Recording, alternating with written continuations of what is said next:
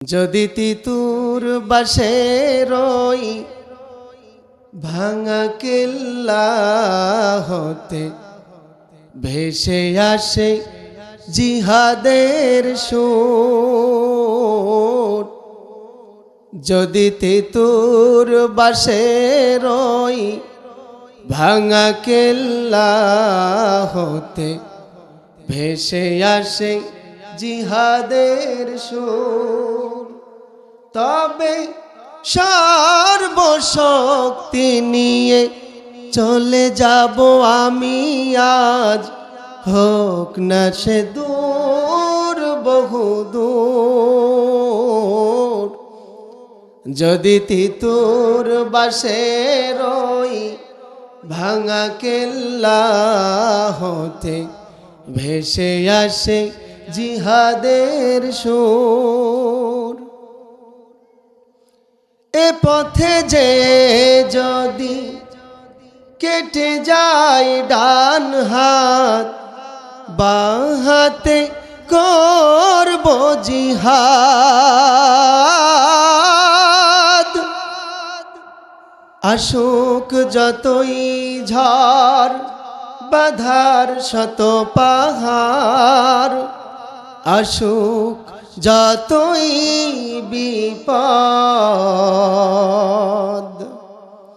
এগিয়ে যাব আমি বাধার পাহাড় দোলে, থামব না আমি কভু আর।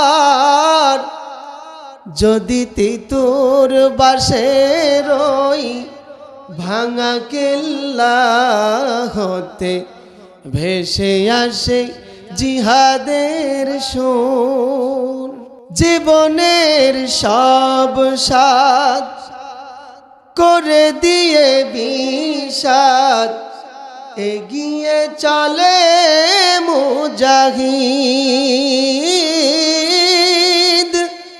রণাঙ্গনে যেও তাদের কামনা কবুল করো শাহাদাত।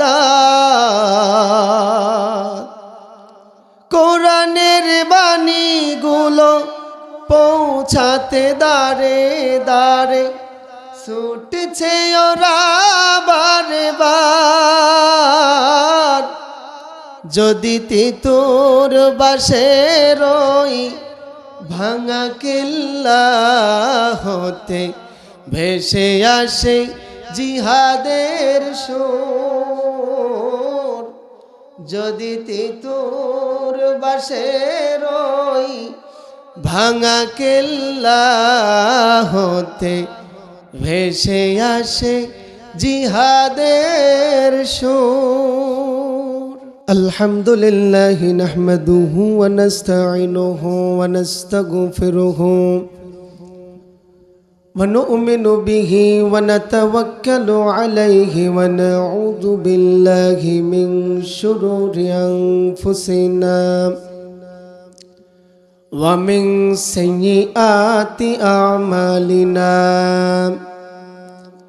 من يهده الله فلا مضل له ومن يضلل فلا هادي له، ونشهد أن لا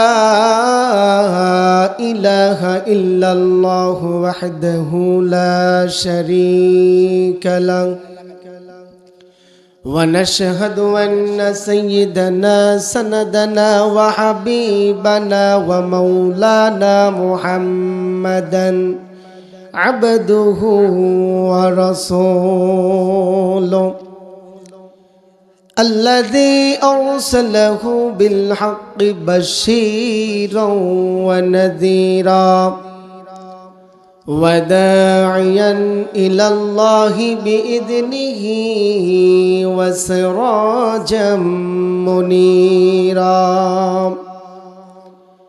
أما بعد فقد قال الله تعالى في كلامه المجيد والفرقانه الحميد: أعوذ بالله من الشيطان الرجيم بسم الله الرحمن الرحيم إن المسلمين والمسلمات والمؤمنين والمؤمنات والقانتين والقانتات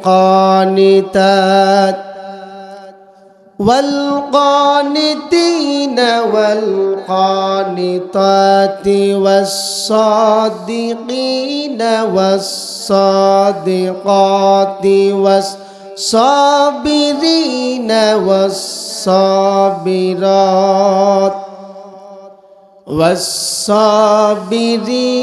والصابرات والخاشعين والخاشعات والمتصدقين والمتصدقات والصائمين والصائمات والحافظين فروجهم والحافظات والذاكرين الله كثيرا والذاكرات أعد الله لهم مغفرة وأجرا عظيما صدقت يا ربنا. عن عمر بن الخطاب رضي الله تعالى عنهما قال قال رسول الله صلى الله عليه وسلم بني الإسلام على خمس شهادة أن لا إله إلا الله وأن محمدا رسول الله وإقام الصلاة وإيتاء الزكاة والحج والصوم رمضان رواه متفق عليه. قال تعالى في شان حبيبه الكريم إن الله وملائكته يصلون على النبي يا أيها الذين آمنوا صلوا عليه وسلموا تسليما. সকলে মুহাব্বতের সাথে দরুদ পড়বেন। اللهم صل على محمد وعلى آل محمد باركت على إبراهيم وعلى آل إبراهيم إنك حميد مجيد. قال الكافرون بتر محمدا ليلة إن شانئك هو الأبتر. قال الله في القرآن بلغ العلا بكماله كشف الدجى بجماله حسنت جميع خصاله صلوا عليه وآله. الحمد لمن قدر خيرا وخبالا الحمد لمن قدر خيرا وخبالا الشكر لمن صور حسنا وجمالا الحمد لمن قدر خيرا وخبالا شكر لمن صور حسنا وجمالا.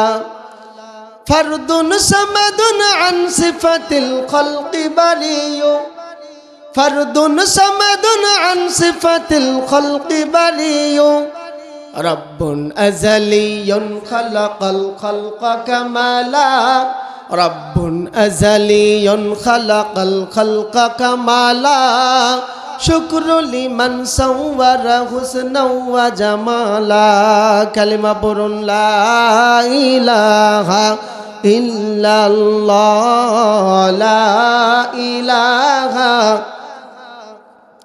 দরুদ শরীফ পড়ার সময় চিন্তা করলাম আওয়াজ নাই কেন,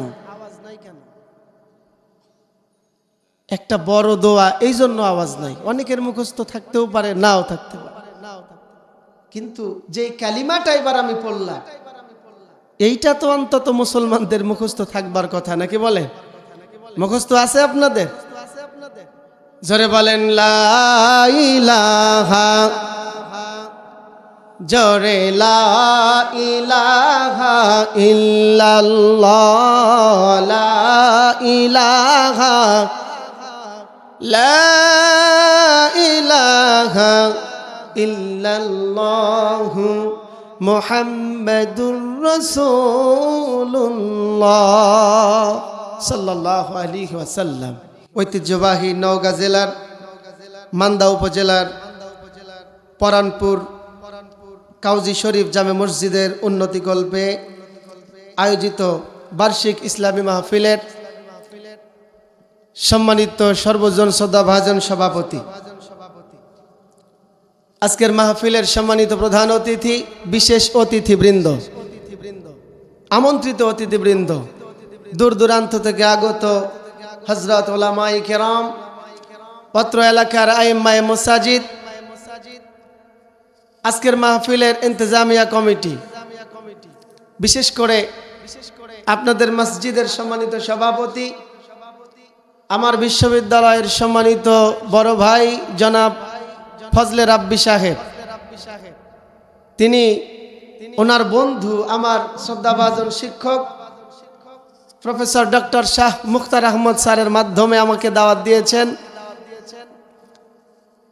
সামনে উপবিষ্ট দিনদার পরহেজগার মুসলমান ভাইয়েরা, পর্দার অন্তরালে অবস্থানরতা সম্মানিতা মা ও বোনেরা, অত্র এলাকার বিভিন্ন শ্রেণী পেশার সম্মানিত আপামার তাওহীদি জনতা, মাইকের আওয়াজ যত দূর পর্যন্ত গণমানুষের কর্ণকুহরে পৌঁছাচ্ছে, আপনাদেরকে সহ সবাইকে আজকের এই তাফসিরুল কোরআন মাহফিলের পক্ষ থেকে আন্তরিক অভিনন্দন, হৃদয় নিংড়ানো ভালোবাসা, শুভেচ্ছা ভরে পুনর্বার সালাম, আসসালামু আলাইকুম ওয়া রাহমাতুল্লাহ। সম্মানিত হাজিরিন, আল্লাহ সুবহানাহু ওয়া তাআলার দরবারে হৃদয়ের সবটুকু ভালোবাসা উজাড় করে দিয়ে কালেমাতুশ শুকর আদায় করছি, যিনি মহান রব্বুল আলামিন আজকের এই কোরআনের মাহফিলে গভীর রাত পর্যন্ত, ইতিপূর্বে আমরা কয়েকজন সুনামধন্য আলেমের কথা শুনেছি, এই গভীর রাত পর্যন্ত কোরআনের সামিয়ানার নিচে আমাদেরকে আসবার বসবার তৌফিক দিয়েছেন। জবানে আওয়াজ বুলন্দ করে বলবেন আলহামদুলিল্লাহ। দুরুদ ও সালাম পেশ করছি আকা এ নামদার তাজেদার মদিনা সরকারে দু আলম আহমদ মুজতবা মুহাম্মদ মুস্তফা সৈয়দুল কাউনাইন ওয়া সাকলাইন সৈয়দুল মজনুবিন মুহাম্মদ রাসূলুল্লাহ সাল্লাল্লাহু আলাইহি ওয়াসাল্লামের শানে। সম্মানিত ভাইরা আমার, রাত গভীর হয়ে গেছে, খুব বেশি সময় আপনাদেরকে আমি বিরক্ত করব না, তবে অল্প কিছু সময় কোরআন ও হাদিস থেকে আমি এবং আপনাদের আমলে জিন্দেগি গড়বার নিমিত্তে কিছু কথা বলবো। যতক্ষণ পর্যন্ত আমি আলোচনা চলমান রাখবো, আপনারা কি এখানে থাকবেন? একটু হাত তুলে দেখাতে হবে। সবাই তোলেন, যিনি হাত তুললেন না চলে যাবেন নাকি? হ্যাঁ, আল্লাহ তাআলার কাছে আমরা প্রতিশ্রুতিবদ্ধ হচ্ছি যে আল্লাহ কোরআনুল কারীম থেকে যতক্ষণ পর্যন্ত এই মঞ্চে কথা হবে, আমরা যতই ঘুম আসুক, পেট ব্যথা হোক, আর অন্য কোনো হাজতের প্রয়োজন পড়ুক না কেন, আমরা এই সামিয়ানা ত্যাগ করব না। বলেন ইনশাআল্লাহ। আল্লাহ কবুল করুন, বলেন আমিন। সম্মানিত ভাইয়েরা আমার, পবিত্র কালামে হাকিম মুকাম্মাল লিজামিল হায়াত, কমপ্লিট কোড অফ লাইফ, দাস্তুরুল হায়াতিল ইনসান, the constitution of human life, কালামে রব্বানি, আখেরি কালাম। বিশ্ব নিয়ন্তা আল্লাহ সুবহানাহু ওয়া তাআলার দরবার থেকে গোটা দুনিয়ার মানুষের হেদায়াত, গোটা দুনিয়ার মানুষের জাহান্নাম থেকে নাজাত এবং জান্নাতের সুসংবাদ নিয়ে অবতারিত গ্রন্থ আল কোরআনুল কারীম। আপনারা কি বিশ্বাস করেন? এই কোরআনুল কারীম থেকে অত্যন্ত গুরুত্বপূর্ণ তাৎপর্যবহ একটি সূরা, সূরাতুল আহজাব থেকে মানবতার কল্যাণকর অত্যন্ত গুরুত্বপূর্ণ ফজিলতপূর্ণ একটি আয়াত কারিমা আমি আপনাদের সামনে তেলাওয়াত করেছি। আল্লাহ পাক চাইলে অল্প কিছু সময় এই আয়াতকে সামনে রেখে আমি কোরআন সুন্নাহ ভিত্তিক কিছু কথা বলবার ইচ্ছা পোষণ করছি। আল্লাহ তাআলা তৌফিক দান করুন, বলেন আমিন। যারা আমিন বললেন না, আমার সাথে আপনাদের শত্রুতা আছে? তো আমিন বললে সমস্যা কোথায়? বলুন না আমিন। সম্মানিত ভাইরা, তেলাওয়াত করেছি সূরাতুল আহজাব থেকে। সূরাতুল আহজাব কালামে হাকিমের ধারাবাহিকতার দিক থেকে 33 নম্বর সূরা। সূরাটি কোরআনের 21 পারায় লিপিবদ্ধ করা হয়েছে। এই সূরাটিতে মোট আয়াত সংখ্যা রয়েছে 73টি, 9টি রুকু। রাসূল আকরাম সাল্লাল্লাহু আলাইহি ওয়াসাল্লামের মাদানী জিন্দেগিতে 5ম হিজরিতে আহজাবের যুদ্ধের পরবর্তী নিকটতম সময়ে এই সূরাটি রাসূলের উপরে অবতীর্ণ হয়েছে। মর্মে সূরাটি মাদানী সূরা। এই সূরার 35 নম্বর আয়াত থেকে আমি আপনাদের সামনে তেলাওয়াত করেছি। সম্মানিত ভাইয়েরা আমার, সূরার নামকরণের দিকে একটু নজর করলে দেখা যায় আহজাব শব্দের অর্থ হলো জোট, মহাজোট, সম্মিলিত বাহিনী, দ্য কম্বাইন্ড ফোর্সেস। কোরআনুল কারীমের একটা সূরা, সূরাটার নাম কি? মহাজোট। কি নাম? কথা বলেন কি নাম? কি এমন কৌতূহলী নাম না? অথচ কোরআনের একটা গুরুত্বপূর্ণ সূরা, এমন নামকরণ কেন করা হলো? কোরআনুল কারীমের সূরাতুল আহজাবে আল্লাহ সুবহানাহু ওয়া তাআলা রাসূলুল্লাহ সাল্লাল্লাহু আলাইহি ওয়াসাল্লামের মাদানী জিন্দেগীর 5ম বছরে, উহুদ যুদ্ধের 2 বছর পরে 5ম হিজরিতে যখন আহজাবের যুদ্ধ সংগঠিত হয়েছিল, সেই আহজাবের যুদ্ধের ঘটনা প্রবাহ আলোচনা করেছেন। আল্লাহ রাব্বুল আলামিন বলেন, ইয়া আইয়ুহাল্লাযীনা আমানু যকুরু নি'মাতাল্লাহি আলাইকুম ইয জাআতকুম জুনুদুন فأرسلنا عليهم ريحا وجنودا لم تروها।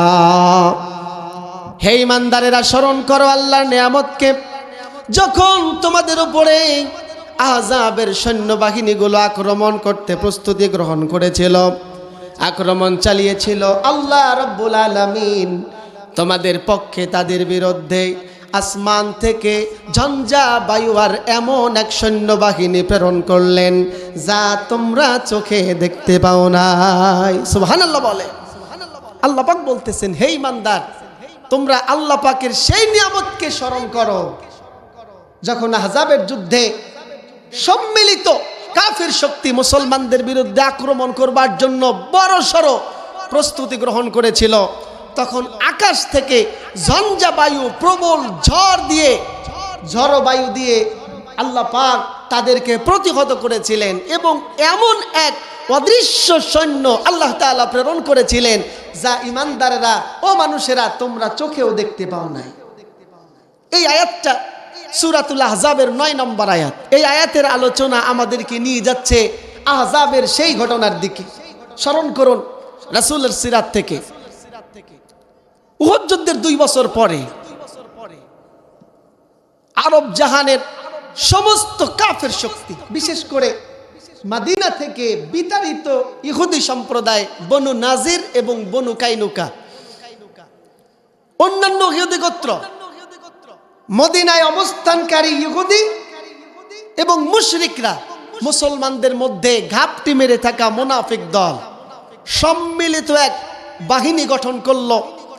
তাদের সৈন্য সংখ্যা হয়ে দাঁড়িয়েছিল 12,000। কত হাজার?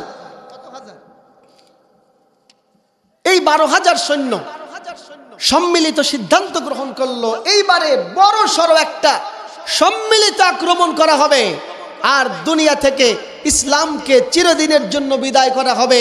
মুহাম্মদ সাল্লাল্লাহু আলাইহি ওয়াসাল্লামের মদিনার খেলাফতকে আমরা চূর্ণ বিচূর্ণ করে দেব। এই কাজে সবথেকে বেশি ভূমিকা রেখেছিল মদিনা থেকে বিতাড়িত ইহুদি সম্প্রদায় বনু নাজির, বনু কাইনুকা।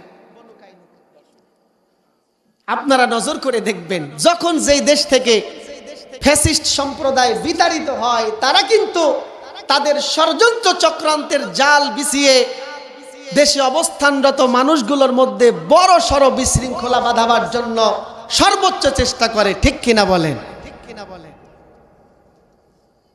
12,000 সৈন্য নিয়ে মদিনা আক্রমণ করা হবে। রাসূল আকরাম সাল্লাল্লাহু আলাইহি সাল্লাম এই প্রস্তুতির খবর আগে থেকেই পেয়ে গেলেন। রাসূলুল্লাহ সাল্লাল্লাহু আলাইহি সাল্লাম সাহাবীদেরকে নিয়ে মজলিসে শুরা বসালেন।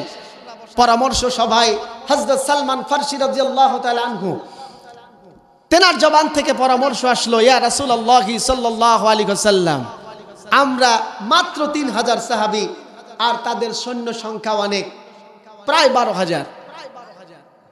আমরা যদি মদিনার 3 দিক ঘন বসতি, সবুজ অরণ্য, মাঠ ঘাট, ফসলাদি দিয়ে ঘেরাও করা আছে, একটা দিক সিরিয়ার সম্মুখ ভাগ, মদিনার উত্তর দিকটা এটা হলো খোলা জায়গা, এই জায়গাতে যদি আমরা পরীক্ষা খনন করতে পারি তাহলে মনে হয় এই সম্মিলিত বাহিনীকে ঠেকিয়ে দেওয়া সম্ভব।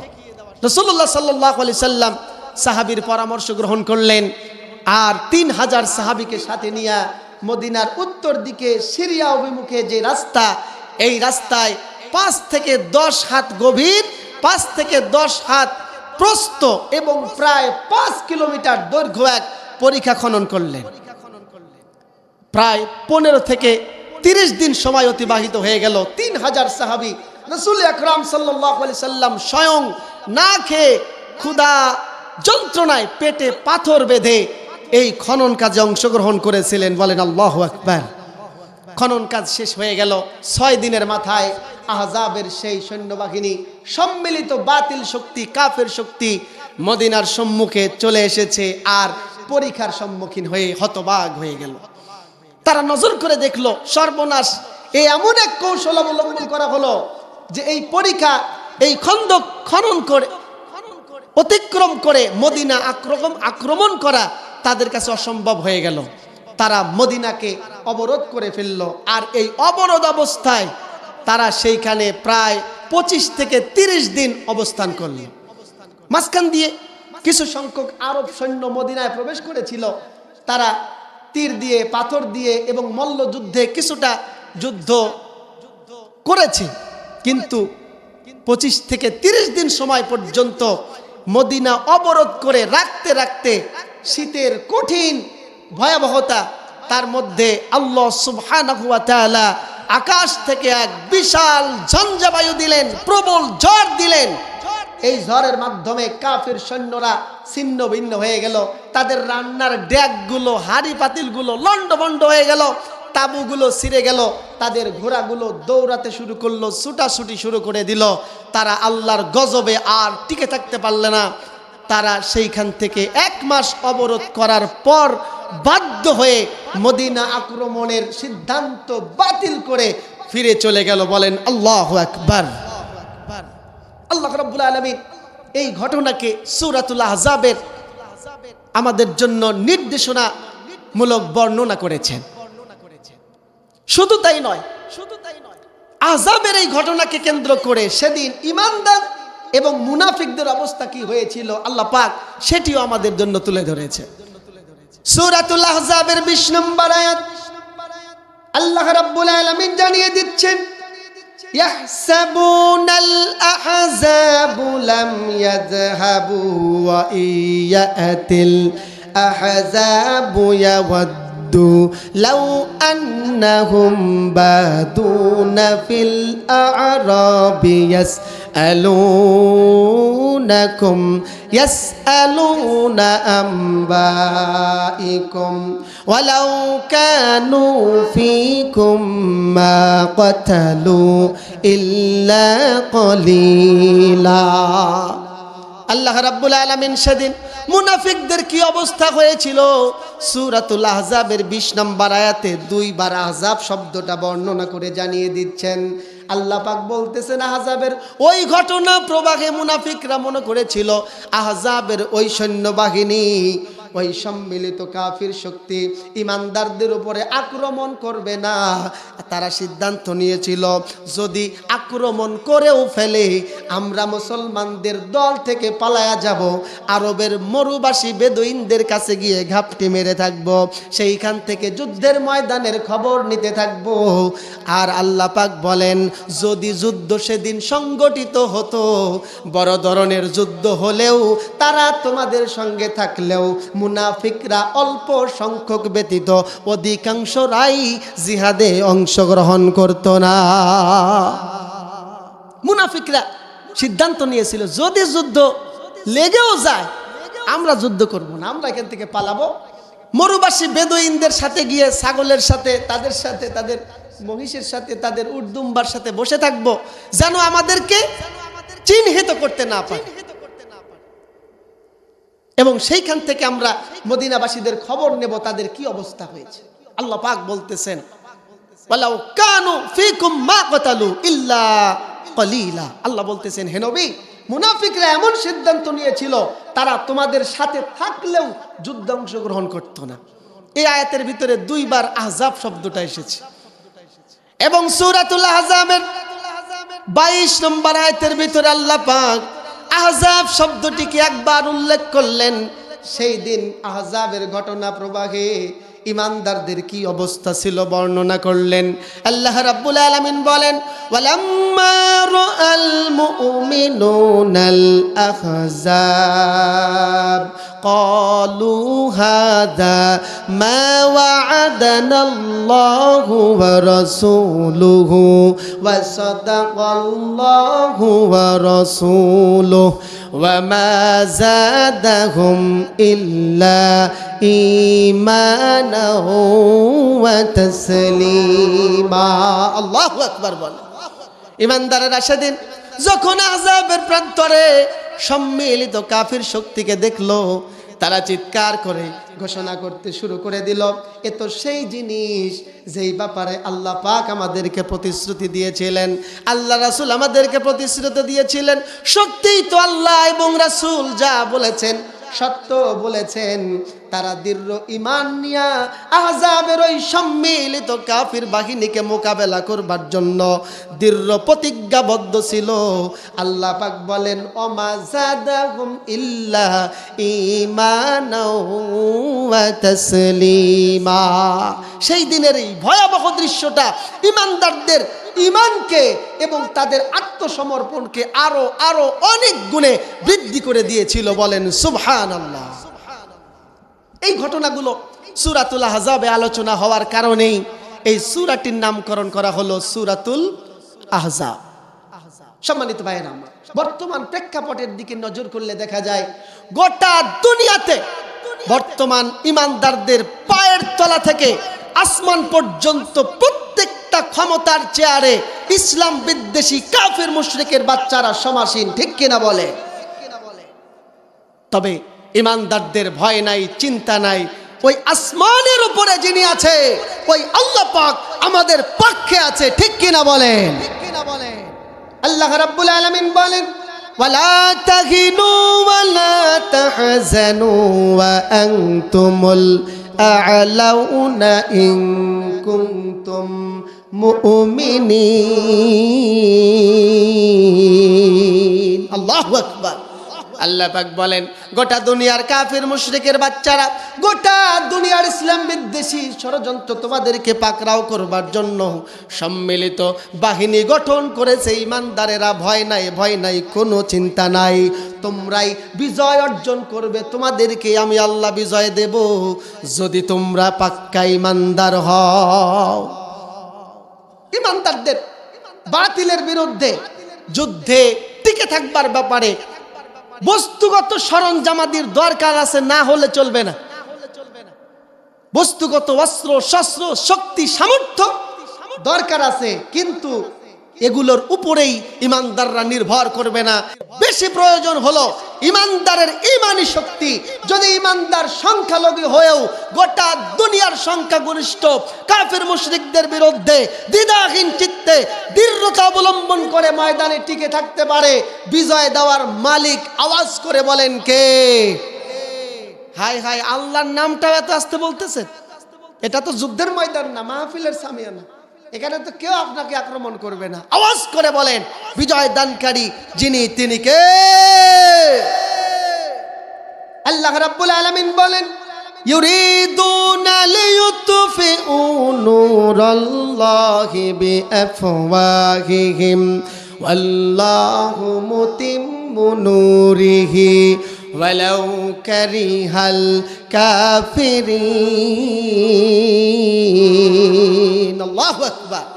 আল্লাহ পাক বলতেছেন গোটা দুনিয়ার কাফের মুশরিকের বাচ্চারা মনে করেছে মুখের ফুৎকার দিলেই, একটা রাসায়নিক বোমা মারলেই গোটা দুনিয়ার ইসলাম ধ্বংস হয়ে যাবে। কিন্তু না না না, আমি আল্লাহ আমার দ্বীনের আলোকে গোটা দুনিয়া ব্যাপী প্রজ্বলিত করব, মানে বিজয় দান করব। তাতে কাফের মুশরিকরা পছন্দ করুক আর না করুক। আল্লাহু আকবার। তারা মনে করেছে আমাদের কাছে অ্যাটম বোমা আছে, রাসায়নিক অস্ত্র শস্ত্র আছে, মুসলমানদের কিচ্ছু নাই। 1971 বাঙালি ছিল কাঁচামারা লাঠিয়াল, আর 2024 খালি রক্ত ছাড়া আমাদের কোনো শক্তি ছিল না। কিন্তু শক্তি আমাদের ঈমান। কথা বলেন ঠিক কি ঠিক না?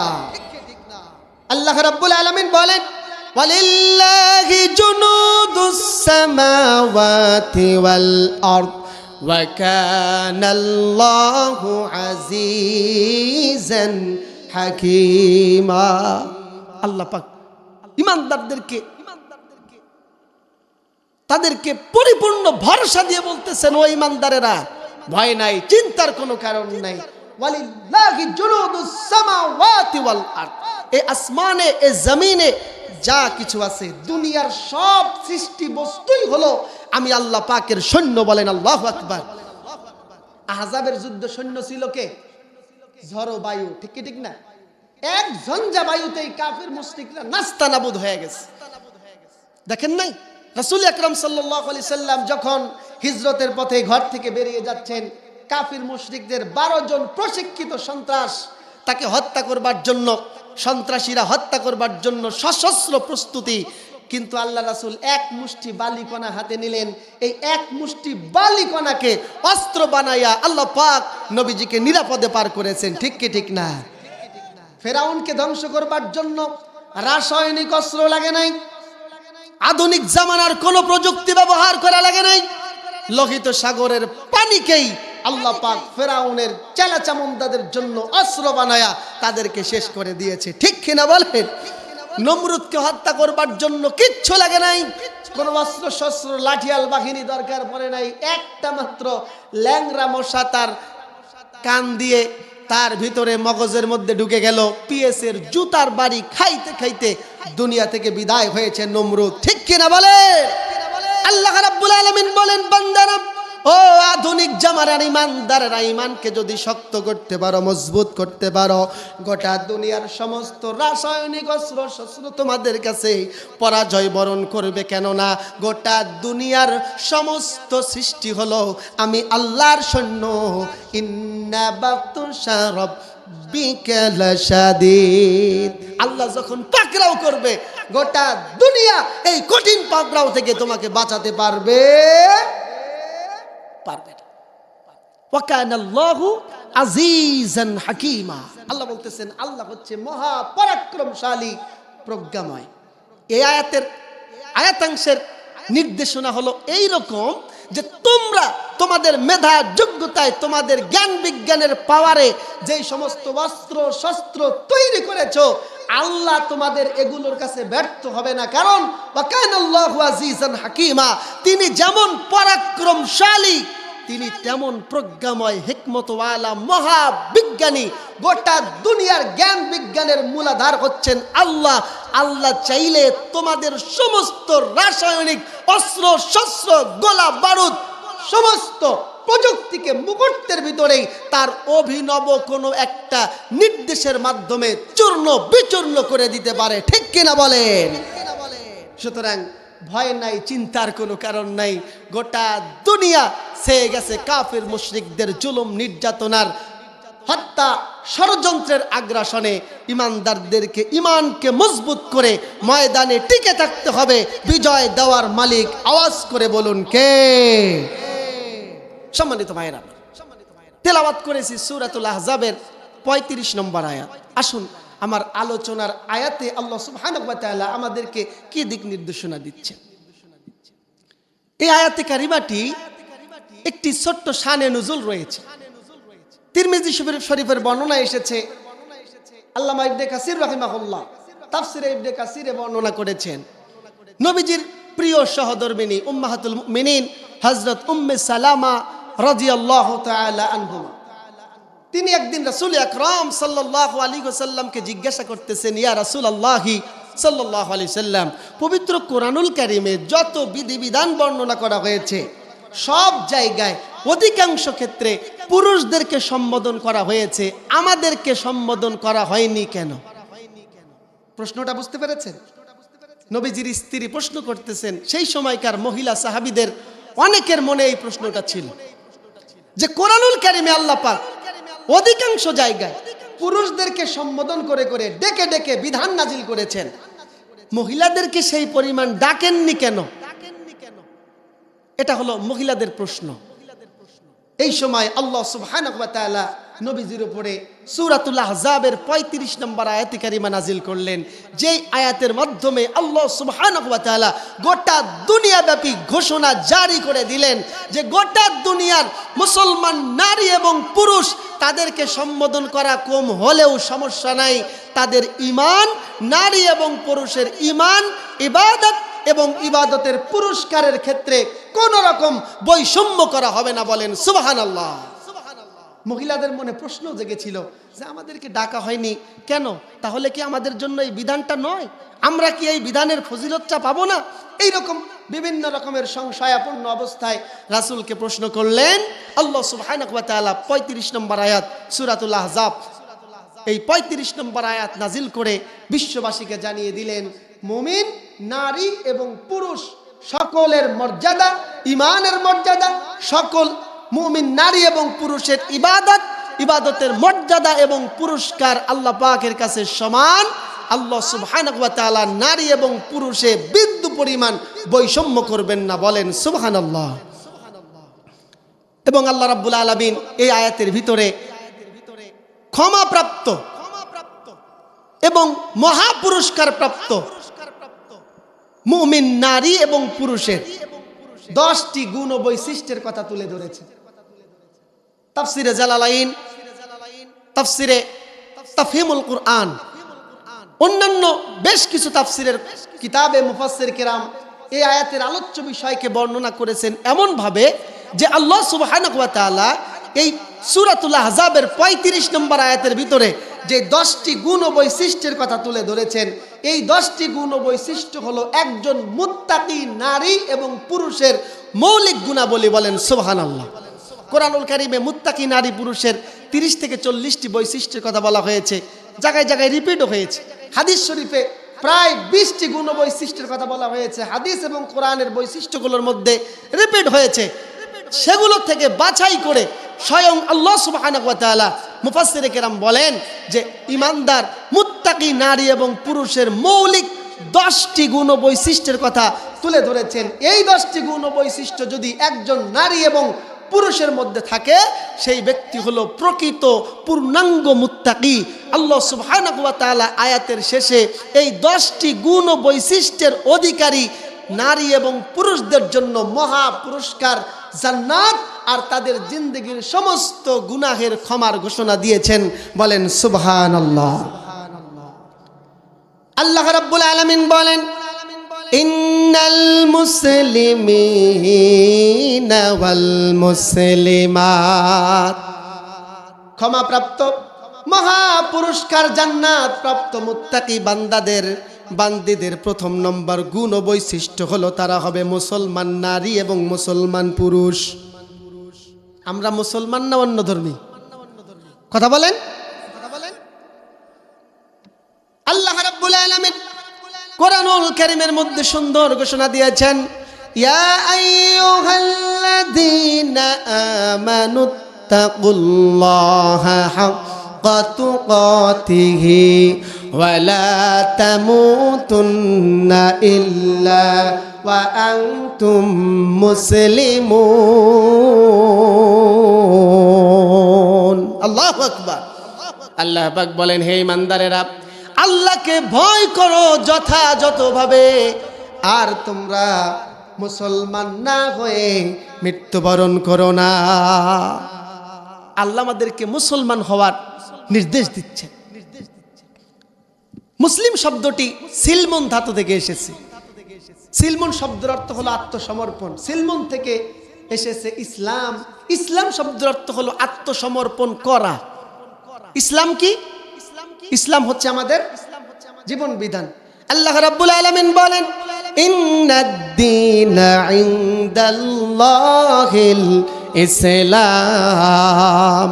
আল্লাহর নিকট গ্রহণযোগ্য একমাত্র জীবন বিধান, তার নাম হলো ইসলাম। আর ইসলাম যারা গ্রহণ করেছে, ইসলামকে আল্লাহ প্রদত্ত এই দিনকে যারা নিজের জীবন পরিচালনার একমাত্র সংবিধান হিসাবে গ্রহণ করেছে, তাদেরকে বলা হয় মুসলিম। তারা হলো মুসলমান। মুসলমান হচ্ছে ফার্সি শব্দ, মুসলিম হলো আরবি। আমরা কি ইসলামকে আমার জীবনের সংবিধান হিসাবে মেনে নিতে পেরেছি? হ্যাঁ, কেউ পারেন নাই? হ্যাঁ বলেন, পেরেছেন না পারেন না? কিছুটা তো করতে পারতেছি নাকি? আমি হতাশ করলেও আমার আলোচনায় আপনারা হতাশ হবেন না, কারণ কিছুটা হলেও তো ইসলাম মেনে চলেন নাকি বলে। রমজান মাসে এক জায়গায় সেমিনারে আলোচনা করতে গিয়ে বললাম, ইয়া আইয়ুহাল্লাযীনা আমানু কুতিবা আলাইকুমুস সিয়াম। হে ঈমানদারেরা, তোমাদের উপর রোজা ফরজ। আল্লাহ কোনো বেঈমানের উপরে রোজা ফরজ করে নাই। কর্তৃপক্ষের মধ্য থেকে একজন দায়িত্বশীল পারসন সাইডে গিয়ে বলতেছে, হুজুর আপনি তো বললেন ঈমানদারদের জন্য রোজা ফরজ, আমাদের জন্য তো তাহলে ফরজ না। তার মানে চিন্তা করে দেখেন, ঈমানদার কতটুকু ঈমান থাকলে নিজেকে ঈমানদার সাব্যস্ত করতেও রাজি থাকে না, ঠিক কিনা বলে? সম্মানিত ভাইরা আমার, হাদিসে জিবরিলে রাসূল বলতেছেন ইসলাম কি জিনিস। বুনিয়াল ইসলামু আলা খামসিন শাহাদাতিন আল্লা ইলাহা ইল্লাল্লাহ ওয়া আন্না মুহাম্মাদার রাসূলুল্লাহ ওয়া ইকামিস সালাতি ওয়া ইতাইজ যাকাতি ওয়াল হজ্জি ওয়াস সাওমি রমাদান। রাসূল ইসলামের একটা বেসিক সীমারেখা দিয়ে দিলেন।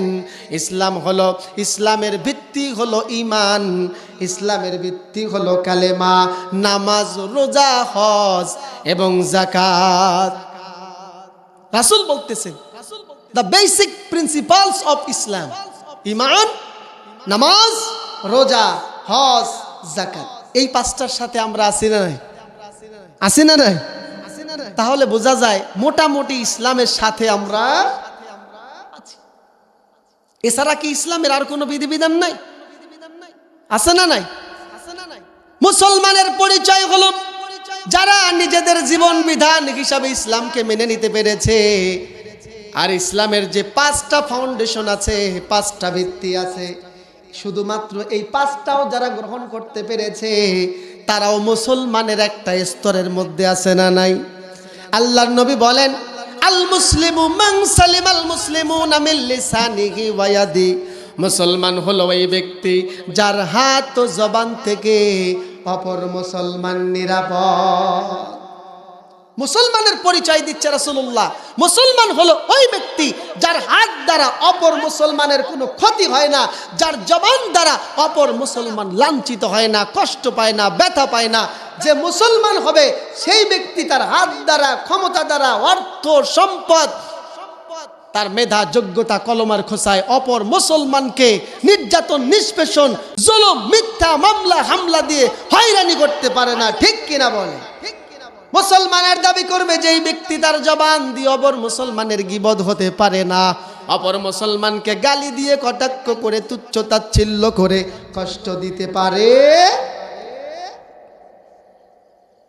আল্লাহ রাব্বুল আলামিন কালামে হাকিমের ভিতরে সুন্দর ঘোষণায় জানিয়ে দিয়েছেন, ওমাই ইয়াবতাগি গায়রাল ইসলামি দীনান ফালাই ইউকবালা মিন ওয়া হুয়া ফিল আখিরাতি মিনাল খাসিরিন। আল্লাহু আকবার। আল্লাহ পাক বলতেছেন, ইসলামকে জীবন বিধান বাদ দিয়ে অন্য কোনো মতাদর্শ, অন্য কোনো জীবন বিধানকে যারা অন্বেষণ করে, তালাশ করে, খোঁজ করে, অনুসরণ করবার চেষ্টা করে, সমাজে রাষ্ট্রে ইসলাম ব্যতীত অন্য কোনো আইন যারা প্রতিষ্ঠা করবার জন্য প্রচেষ্টা চালায়, কোশনিন কালেও তা গ্রহণ করা হবে না, বরং কিয়ামতের ময়দানে ওই ব্যক্তি হবে সব থেকে বেশি ক্ষতিগ্রস্ত। বলেন নাউজুবিল্লাহ। আল্লাহ রাব্বুল আলামিন কালামে হাকিমের সূরাতুল বাকারার 208 নম্বর আয়াতের ঘোষণায় আমাদেরকে জানিয়ে দিচ্ছেন, ইয়া আইয়ুহাল্লাযীনা আমানু দুখুলু ফিস সিলমি কাফা ওয়া লা তাত্তাবিউ খুতুওয়াতিশ শাইতান ইন্নাহু লাকুম আদুব্বুম মুবিন। আল্লাহু আকবার। আল্লাহ পাক বলতেছেন, ঈমানদার পরিপূর্ণভাবে ইসলামে প্রবেশ করো, মানে পরিপূর্ণভাবে তোমার জীবনটাকে ইসলাম দিয়া, ইসলামের আলো দিয়া, ইসলামের বিধিবিধান দিয়া সাজায় নাও। ওয়ালা তাত্তাবিউ খুতুওয়াতিশ শাইতান, শয়তানের পথকে, তাগুতের পথকে অনুসরণ করো না, অনুসন্ধান করো না। ইন্নাহু লাকুম আদুব্বুম মুবিন, শয়তান এবং শয়তানের চেলাচামুন্দারা ইমানদারদের প্রকাশ্য দুশমন। কথা বলেন ঠিক কিনা? শয়তানি তন্ত্রমন্ত্র, তাগুতের মতাদর্শ গ্রহণ করতে আল্লাহ পাক নিষেধ করেছে। আমার জীবনের রান্নাঘর থেকে শুরু করে নিয়া আমার ব্যক্তি জীবন, পরিবার, সমাজ, রাষ্ট্র, জাতীয় আন্তর্জাতিক পর্যায়ে আমার অর্থনীতি, সমাজনীতি, শিক্ষানীতি, রাজনীতি সব হবে ইসলাম দ্বারা। কথা বলেন ঠিক কি ঠিক না? সম্মানিত ভাইরা আমার, আল্লাহ রাব্বুল আলামিন সূরাতুল আহজাবের 35 নম্বর আয়াতের ভিতরে মুত্তাকি বান্দা, আল্লাহ পাকের ক্ষমা ও মহা পুরস্কার প্রাপ্ত বান্দা বান্দীদের 2 নম্বর গুণ ও বৈশিষ্ট্য বলতেছেন, ওয়াল মুমিনিনা ওয়াল মুমিনাত, তারা হবে ইমানদার নারী এবং পুরুষ। সব প্রশ্ন কমন পড়তেছে, তাই না? আমরা মুসলমান কিনা? এবার বলেন আমরা ইমানদার কিনা? কথা বলেন। একটু ঘাটতি থাকলেও আমার জবান থেকে আমি যদি বলি, কবুল করার মালিক বলুন কে? তো বলুন না, আমরা ইমানদার কিনা?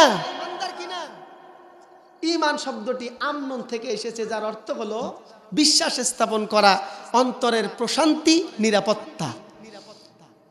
যারা ঈমানের বেসিক 6টা বিষয়ের উপরে বিশ্বাস স্থাপন করে, হাদিসে জিবরিল রাসূল আকরাম সাল্লাল্লাহু আলাইহি ওয়াসাল্লাম আমাদেরকে শিখিয়েছেন, আন তুমিনা বিল্লাহি ওয়া মালাইকাতিহি ওয়া কুতুবিহি ওয়া রাসূলিহি ওয়াল ইয়াউমিল আখির ওয়াল কদরি খাইরিহি ওয়া শাররিহি।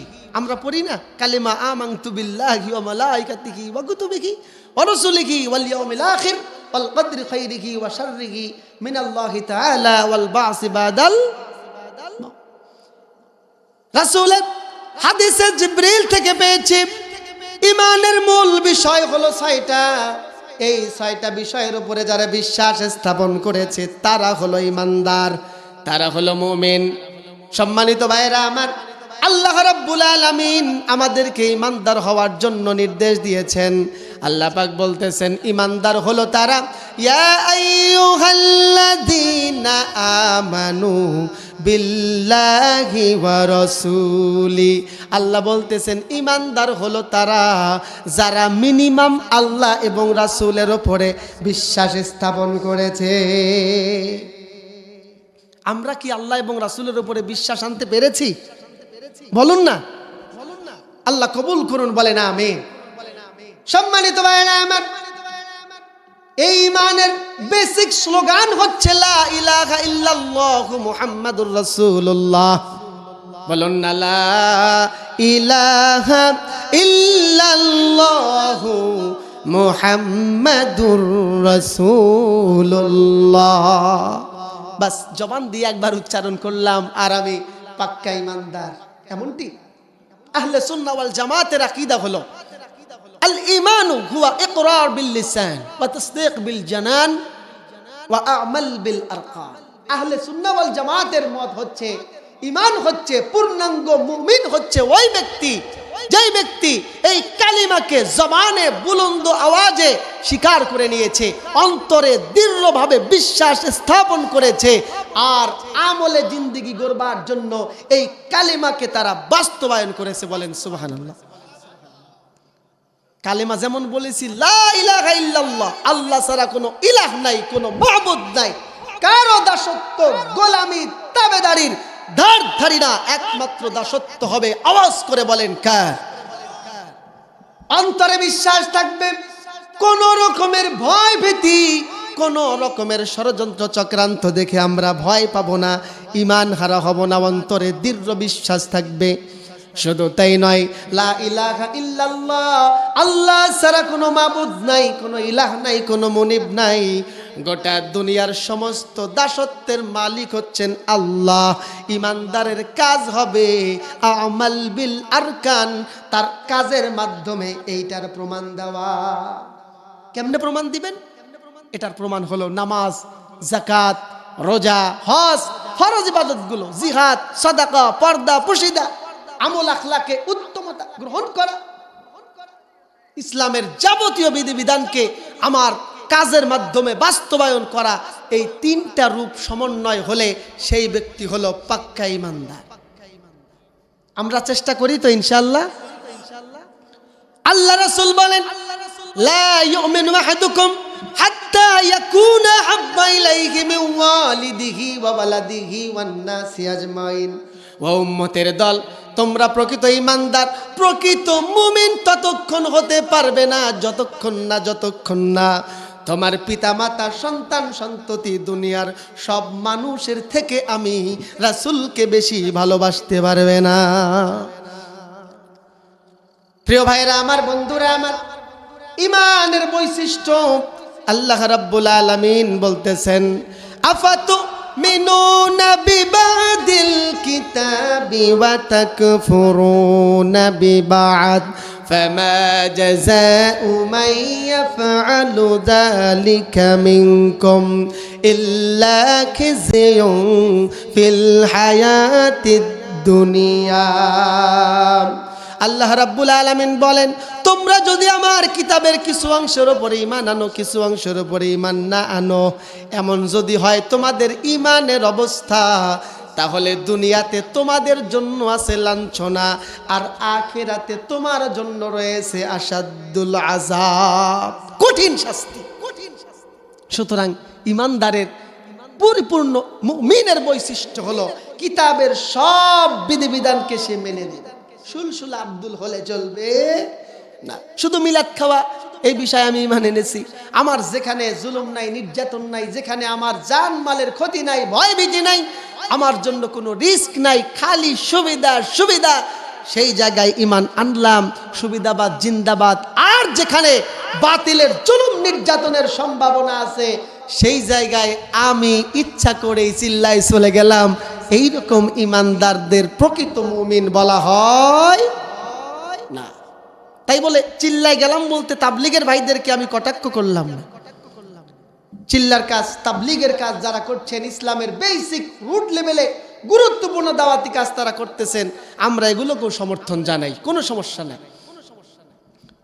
তবে ঈমান হতে হবে এমন, শুধু সুবিধাগুলো নয়, আমার উপরে জুলুম নির্যাতন অসুবিধা যাই আসুক না কেন, ঈমানদার পরিপূর্ণভাবে আল্লাহর সমস্ত বিধিবিধানের উপরে ঈমান আনবে।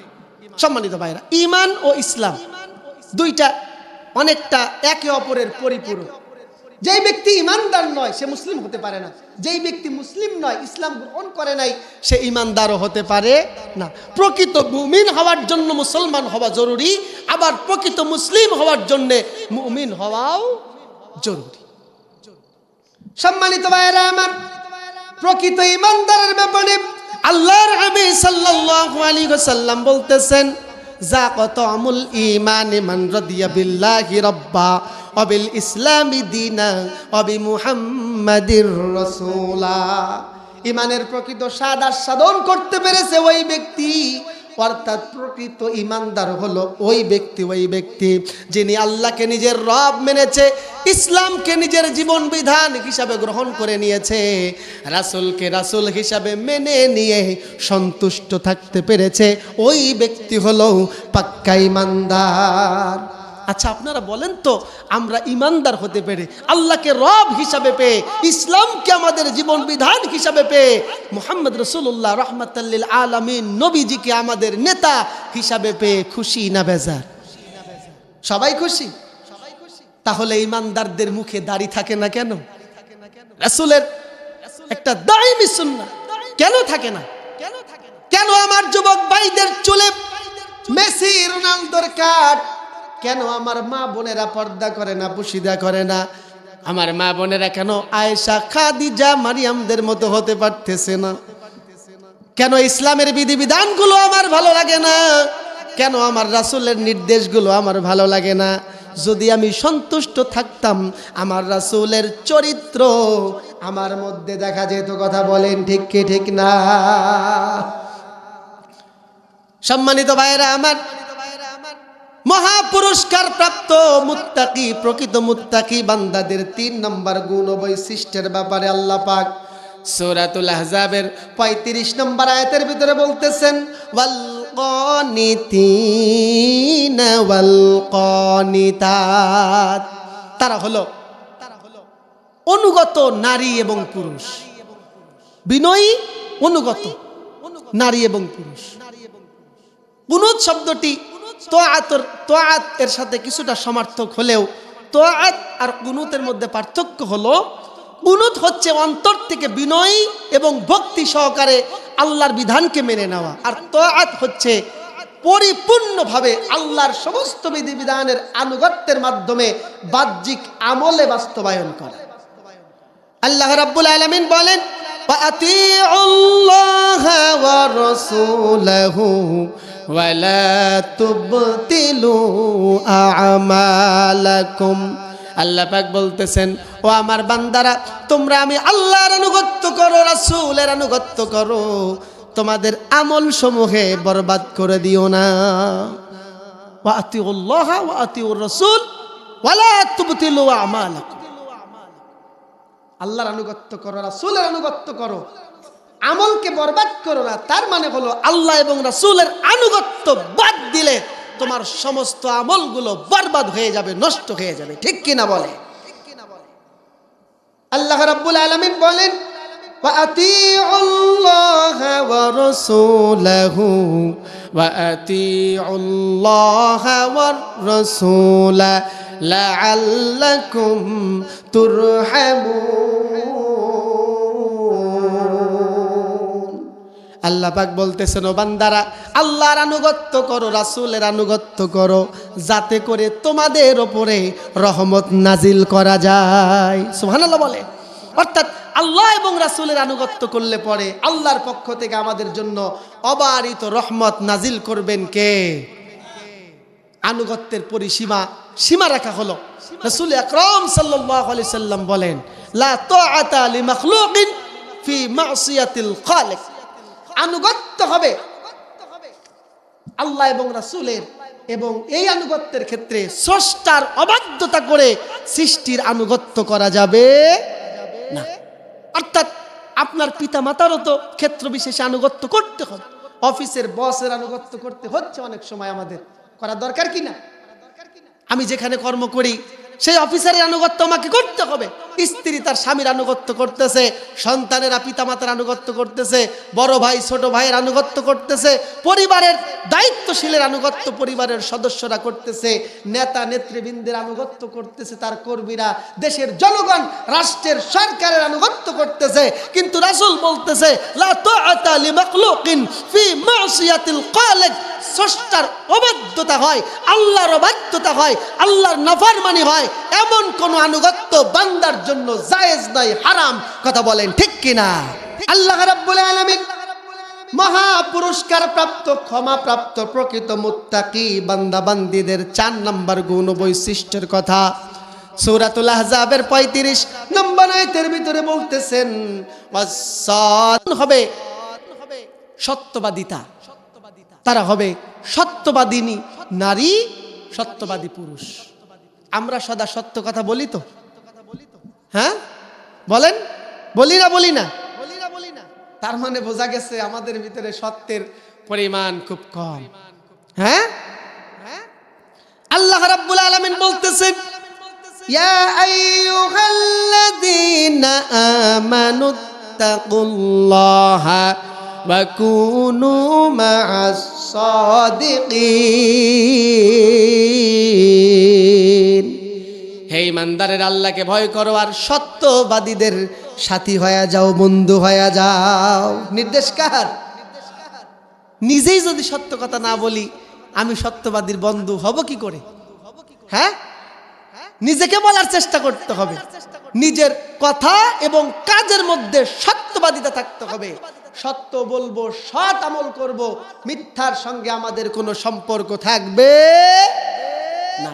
যদি আমার মধ্যে মিথ্যার কিছুটা সংমিশ্রণ থাকেও, বন্ধু বাছাই করার ব্যাপারে আল্লাহর নির্দেশকে ফলো করতে হবে।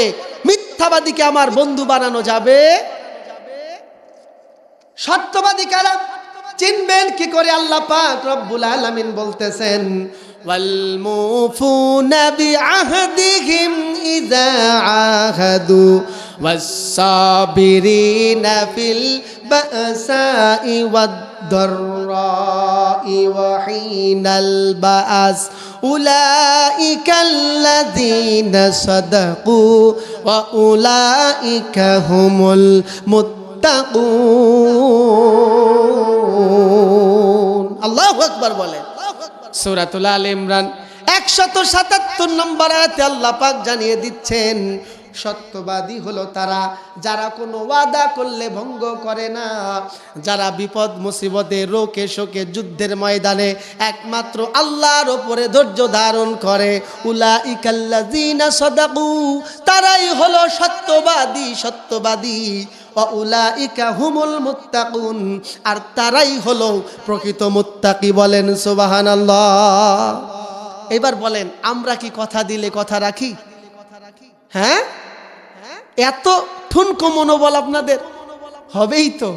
কিছুক্ষণ আগে আমার বয়ানের শুরুতে হাত তুলে বললেন, ইনশাআল্লাহ হুজুরের বয়ান শেষ না হওয়া পর্যন্ত যাব না। নজর করে দেখেন, প্যান্ডেলের নিচে অনেক জায়গা ফাঁকা। তাহলে আমাদের সত্যবাদীটা কোথায়? মা বোনদের প্যান্ডেলেরও মনে হয় একই অবস্থা নাকি? সম্মানিত ভাইরা আমার, সত্যবাদী হলো তারা যারা প্রতিশ্রুতি দিলে সেই প্রতিশ্রুতি ভঙ্গ করে না, ওয়াদার বরখেলাপ করে না। সুখ দুঃখে, দুঃখ সুখে, যুদ্ধের ময়দানে যত বিপদ মুসিবত আসুক না কেন, আল্লাহর জন্য ধৈর্য ধারণ করে।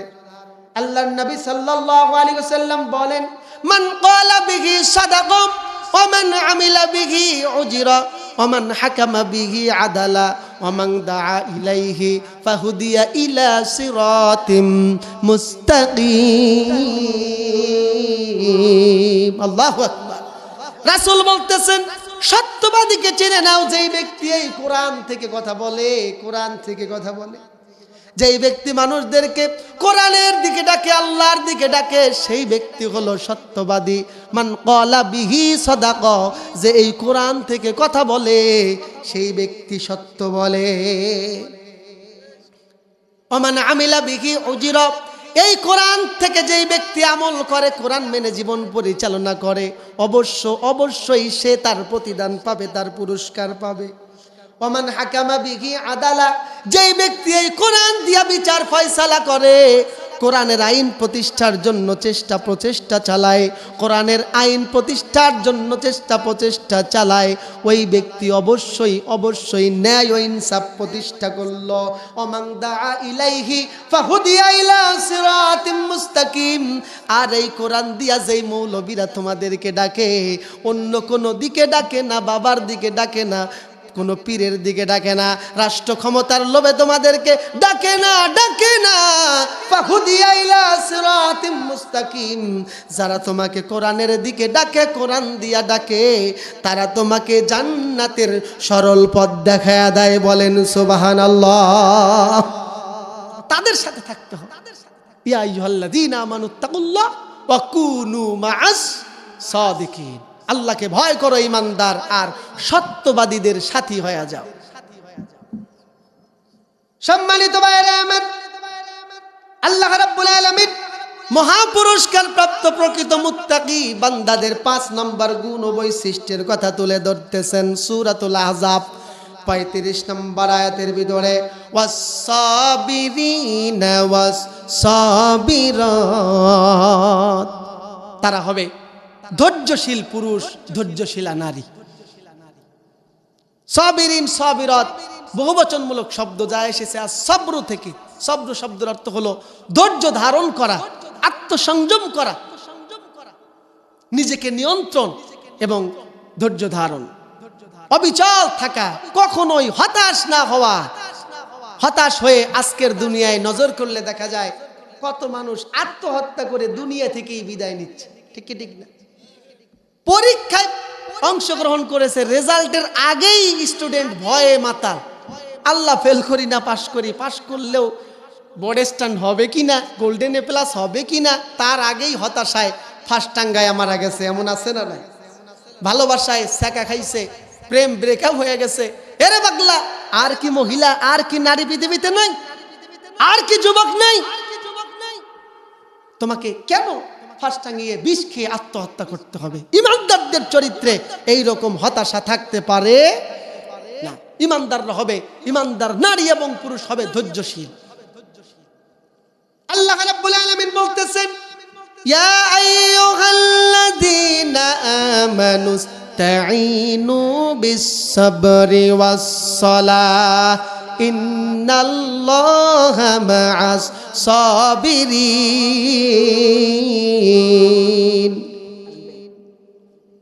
আল্লাহ পাক বলতেছেন, ও ঈমানদারেরা, পৃথিবীর যে কোনো বিপদ আপদে হতাশার সময় তোমরা ধৈর্য এবং সালাতের মাধ্যমে আল্লাহর কাছে সাহায্য চাও। নিশ্চয়ই ধৈর্যশীলদের সঙ্গে রয়েছেন কে? আরে আল্লাহর নামটা জোরে বলেন, কে আছে? আল্লাহ রাব্বুল আলামিন বলেন, ওয়ালা নাবলুওয়ান্নাকুম বিশাইইম মিনাল খাউফি ওয়াল জু'i ওয়া নাকসিম মিনাল আমওয়ালি ওয়াল আনফুসি ওয়াত থামারাতি ওয়া বাশশিরিস সাবিরিন। আল্লাহু আকবার। আল্লাহ পাক বলতেছেন, ও বান্দারা, ক্ষুধা, অনশন, ভয় ভীতি, জানমালের ক্ষতি দিয়ে আমি তোমাদেরকে পরীক্ষা করতে চাই। ওয়াবাশশিরিস সাবিরিন, ক্ষুধা, অনশন, ভয় ভীতি, জানমালের ক্ষতির সময় যারা ধৈর্য ধারণ করে তাদেরকে হে নবী আপনি সুসংবাদ দিয়া দেন। সুবহানাল্লাহ বলেন। আল্লাহ বলতেছে, ক্ষুধা, অনশন, অভাব, অনটন, ভয় ভীতি, জানমালের ক্ষতি দিয়ে আমি তোমাদেরকে পরীক্ষা করতে চাই। ইমানদারের কাজ হলো ওই সময় ধৈর্য ধারণ করতে হবে, হতাশ হওয়া যাবে। একটা ফসল নষ্ট হয়ে গেছে, আল্লাহ তাআলা আরেকটা ফসলে বারাকা দিবেন, ঠিক কিনা? একটা বিপদে আপনি পড়েছেন, আল্লাহ পাক আরেকটা বিপদ থেকে বাঁচাবেন। শর্ত হলো ইস্তাঈনু বিস-সাবরি ওয়াস-সালাহ, হতাশ হওয়া যাবে না। ইমানদার নারী ও পুরুষ সালাত এবং ধৈর্যের মাধ্যমে সাহায্য চাইতে হবে কার? এই ধৈর্য কি শুধু দুঃখ কষ্টের সময় আর বিজয়ের সময়, আনন্দের সময় ধৈর্যের দরকার নাই? আত্মসংযমের দরকার নাই? দুঃখ কষ্টে, জুলুম নির্যাতনে আমরা ধৈর্য ধারণ করলাম, আর যখনই ক্ষমতা হাতে আসলো আমরাই মাজলুম থেকে জালেমে পরিণত হলাম। এটা ইমানদারের বৈশিষ্ট্য হতে পারে। দুঃখের সময় যেমন ধৈর্য ধারণ করতে হবে, আত্মসংযম করতে হবে, আত্মনিয়ন্ত্রণ করতে হবে, আপনার বিজয়ের সময়, আনন্দের সময় পাগলা ড্যান্স মারলে চলবে না, জুলুম নির্যাতন চালালে, গণহারে হত্যার নির্বিকারে মিথ্যা মামলার গ্রেফতার করলে চলবে না, বরং বিজয়ের পরেও ধৈর্য ধারণ করতে হবে। ঠিক কিনা বলে? আল্লাহ রাব্বুল আলামিন বলেন, ইয়া আইয়ুহাল্লাযীনা আমানু সাবিরু ওয়াসাবিরু ওয়ারাবিতু ওয়াত্তাকুল্লাহা লাআল্লাকুম তুফলিহুন। আল্লাহু আকবার। আল্লাহ পাক বলেন, ইমানদারেরা ধৈর্য ধারণ করো, আল্লাহর জন্য প্রহরী হিসাবে তোমরা দাঁড়ায়া যাও আর আল্লাহকে ভয় করো, নিশ্চয়ই তোমাদের ওয়াত্তাকুল্লাহা লাআল্লাকুম তুফলিহুন, আল্লাহকে ভয় করো যাতে তোমরা সফল হতে পারো। শর্ত হলো ধৈর্য ধারণ করতে হবে, নিজেকে একনিষ্ঠ মুজাহিদ হিসাবে ময়দানে টিকিয়ে রাখতে হবে, প্রতিষ্ঠিত রাখতে হবে। ভয় পেলে চলবে না, ভয় করতে হবে একমাত্র আল্লাহকে। আল্লাহ বলেন লাআল্লাকুম তুফলিহুন, যাতে করে তোমরা সফল হয়ে যেতে পারো। সুবহানাল্লাহ। আশা করা যায় তোমরা সফল হয়ে যাবে। সূরাতুল আলে ইমরান 200 নম্বর আয়াত খোলে। বিজয়ের জন্য ঈমান এবং তাকওয়ার থেকে বড় শক্তি আর নাই, ঠিক কিনা বলেন? তাকওয়া হচ্ছে আল্লাহর ভয়, আল্লাহ ভীতি। যেই ব্যক্তির ভিতরে আল্লাহর ভয়, আল্লাহ ভীতি অর্জিত হয়, এই ব্যক্তির থেকে গোটা দুনিয়ার সমস্ত ভয় দূর হয়ে যায়, ঠিক কিনা বলে? সম্মানিত ভাইরা আমার, সফল ক্ষমাপ্রাপ্ত মহাপুরস্কার প্রাপ্ত মুত্তাকি বান্দাবান্দীদের 6 নম্বর গুণ ও বৈশিষ্ট্যের কথা আল্লাহ পাক বলেন, ওয়াল খাশিঈনা ওয়াল খাশিআত। তারা হবে বিনয়ী পুরুষ এবং নারী।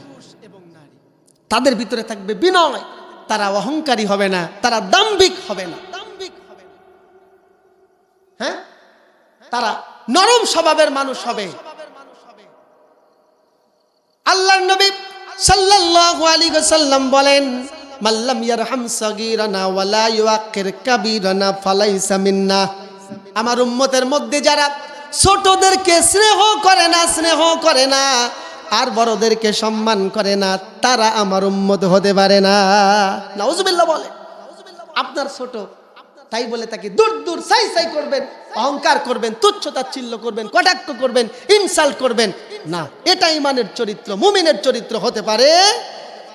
তাকে স্নেহর মাধ্যমে বুঝিয়ে শুনিয়ে আপনাকে পরিচালনা করতে হবে।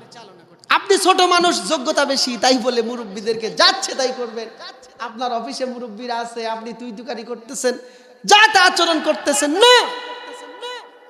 ইমানদারের বৈশিষ্ট্যে এইরকম দাম্ভিকতা, এইরকম অহংকার থাকতে পারে। ইমানদার পুরুষ, ইমানদার নারী হবে বিনয়ী, তারা হবে নরম স্বভাব। আল্লাহর নবী সাল্লাল্লাহু আলাইহি ওয়াসাল্লাম বলেছেন, আনতা বুদাল্লাহা কাআন্নাকা তারাহু ফাইল্লাম তাকুন তারাহু ফাইন্নাহু ইয়ারাকা। ও আমার উম্মতের দল, তুমি আল্লাহর ইবাদতে এমন ভাবে শামিল হয়ে যাও যেন তুমি আল্লাহকে দেখতেছো, আল্লাহ তোমার সামনে হাজির। তুমি যদি আল্লাহকে নাও দেখতে পাও, মনে রেখো আল্লাহ তোমাকে দেখতেছেন। কথা বলেন ঠিক কিনা?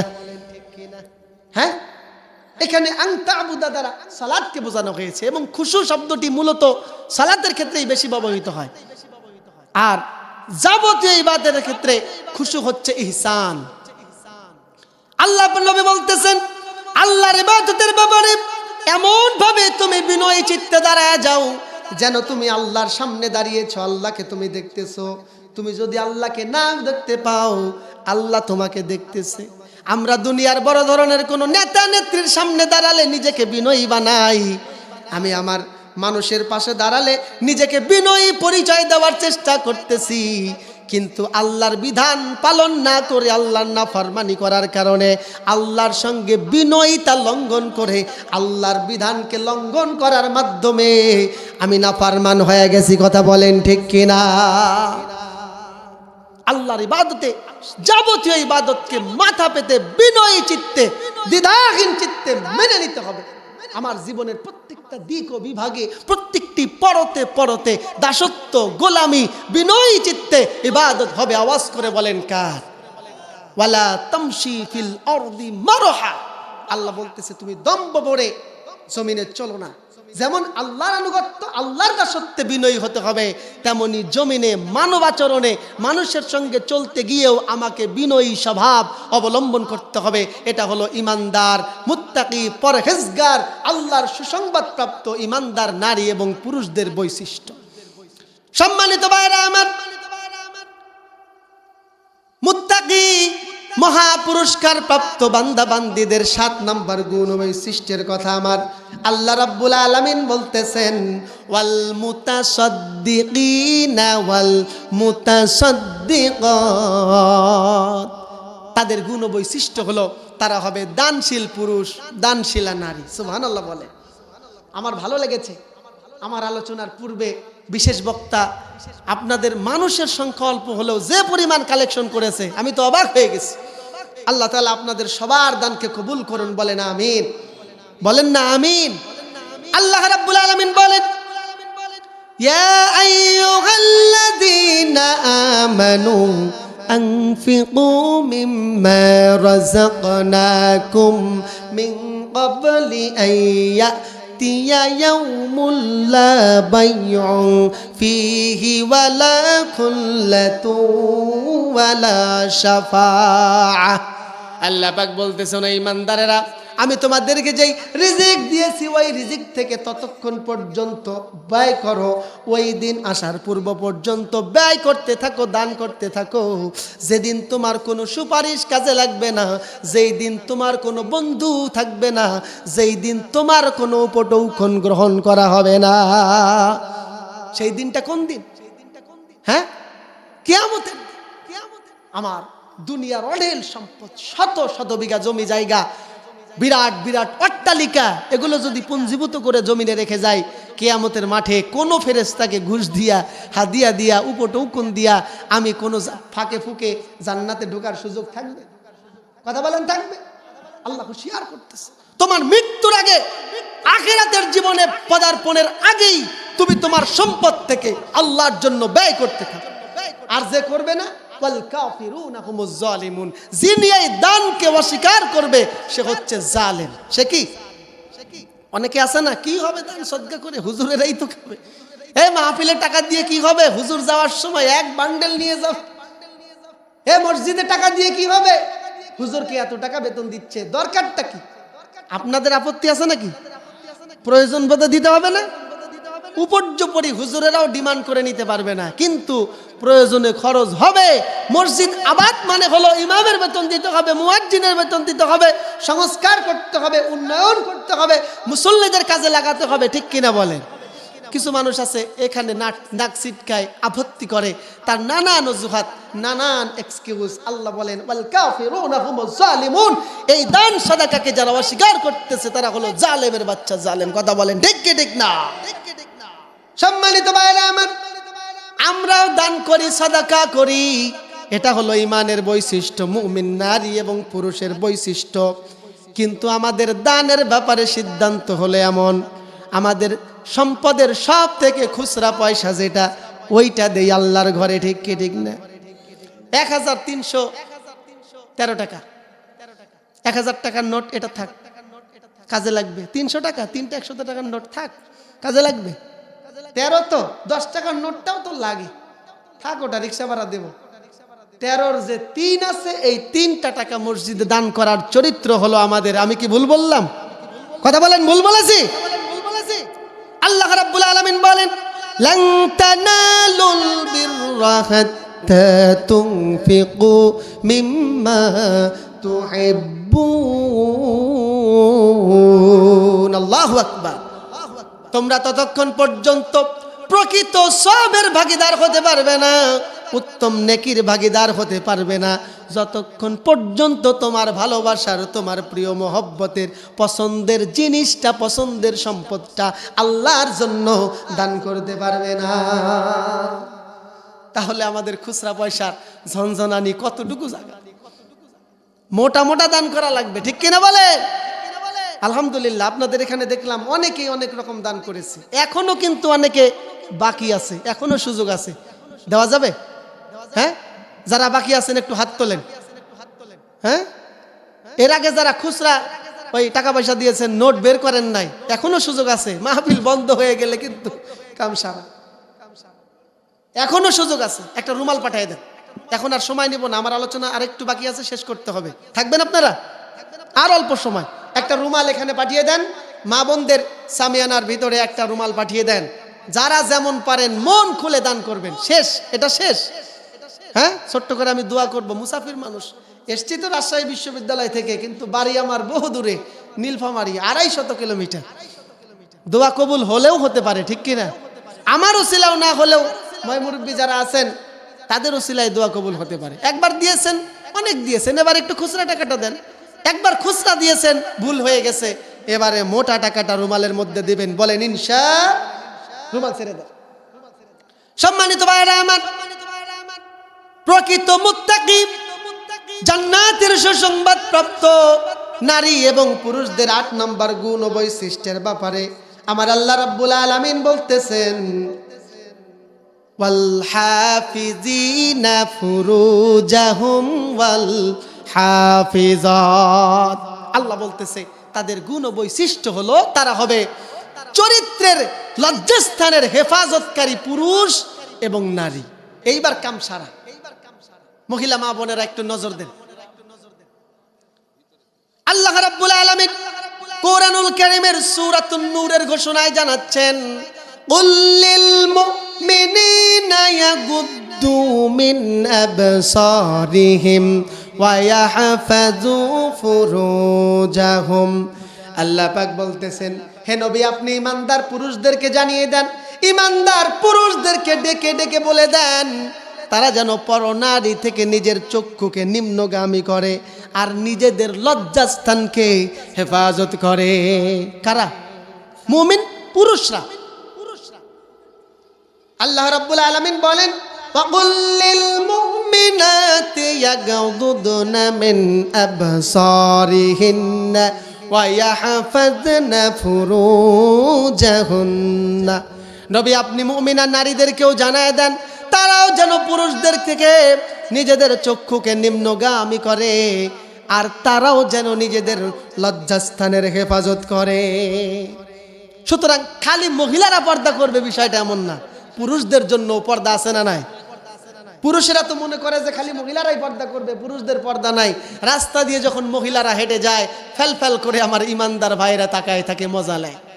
আছে না নাই? হ্যাঁ, তবে অশ্লীলতা, জেনা, এই ধরনের কাজগুলো বেশিরভাগ সংগঠিত হয় নারীদের কারণে। আমি কি ভুল বললাম? মা বোনেরা বেজার হয়েন না, আব্বাদও আছে। আল্লাহ রাব্বুল আলামিন বলেন, ওয়াকরনা ফি বুয়ুতিকুন্না ওয়ালা তাবাররাজনা তাবাররুজাল জাহিলিয়াতিল উলা। আল্লাহ রাব্বুল আলামিন বলতেছেন, ও ঈমানদার নারীরা, তোমরা জাহিলি যুগের নারীদের মতো নিজেদের সাজসজ্জা প্রদর্শন করে বেরিও না, তোমরা তোমাদের নিজের গৃহে অবস্থান করো। ঘোষণাটা কার? কথা বলতে হবে কার? কারণ কি? তাদেরকে ঘরে থাকতে বলা হলো কেন? আজকের নারীরা অনেক কষ্টে দৈন্যে মন খারাপ করে হুজুরদের অশোনাই বাদ দিতেছে। হ্যাঁ, অশোনাই বাদ দিতেছে। খালি হুজুরেরা বলে মহিলাদেরকে রাস্তায় বের হতে দেওয়া যাবে না, এটা সেটা হ্যান ত্যান, 713। মহিলারা মন খারাপ যে আমাদের কেন স্বাধীনতা নাই। আপনারা বলেন তো, ইসলাম কোথাও নারী এবং পুরুষের ভিতরে অধিকারের বৈষম্য করেছে? নারী এবং পুরুষের অধিকার সমান, তার সমস্ত কাজের অধিকার, ঈমান, আমলের এবং পুরস্কারের ব্যাপারে আল্লাহ কোনো বৈষম্য করবে না। আজকের আমার আলোচনার বিষয় হচ্ছে সেটি, ঠিক কিনা? বরং নারীদেরকে ঘরের ভিতরে পর্দার ভিতরে রাখার ব্যাপারে আল্লাহ, ইসলাম নারীদের সম্মান মর্যাদাকে বৃদ্ধি করেছেন। সুবহানাল্লাহ বলেন। আল্লাহর নবী বলেন, আল মারআতু আওরাতুন ফাইজা খরাজাত ইস্তাশরাফাহা শাইতান। নবীজি বললেন, মহিলারা হলো পর্দায় থাকার বস্তু, তারা আবৃত থাকার বস্তু। তারা যখন পর্দাকে উপেক্ষা করে ঘর থেকে বের হয়ে যায়, শয়তান পুরুষদের চোখে তাদেরকে সুন্দর করে দেখায়। নাউজুবিল্লাহ বলে। বুঝতে পারছেন কি? রাসূল বলতেছে মহিলারা হলো আবৃত পর্দার ভিতরে থাকার জিনিস।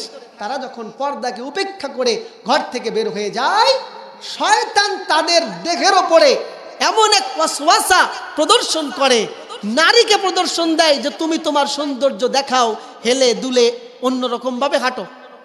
আর সাইড থেকে রাস্তায় দাঁড়িয়ে থাকা পুরুষদেরকে বলে, দেখ কি দেখতেছিস, যাই কি ওটার দিকে তাকা।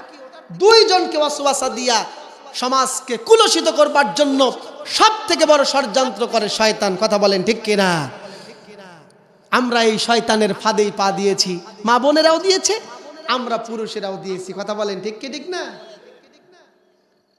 অথচ আল্লাহ রাব্বুল আলামিন কালামে হাকিমের ভিতরে মা বোনদেরকে বলতেছেন, ওয়ালা ইউবদিনা মিন জিনাতিহিন্না ইল্লা লিবুলাতিহিন্না।